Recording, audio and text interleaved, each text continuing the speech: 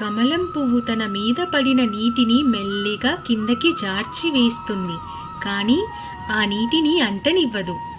అలాగే మనం కూడా మన కర్మలను మరియు వాటి ఫలితాలని మనకి అంటకుండా ఉండాలి అంటే చేసే ప్రతి పనిని అనాసక్తితో చేయడమే. అనగా నేనే స్వయంగా మొత్తం చేస్తున్నాను అనే భావన లేకుండా, ఈ సృష్టి నా ద్వారా ఈ పనిని చేయిస్తుంది అనే భావనతో కర్మను ఆచరించడమే భగవద్గీతలోని 5వ అధ్యాయంలోని 10వ శ్లోకం. బ్రహ్మణ్యాధాయ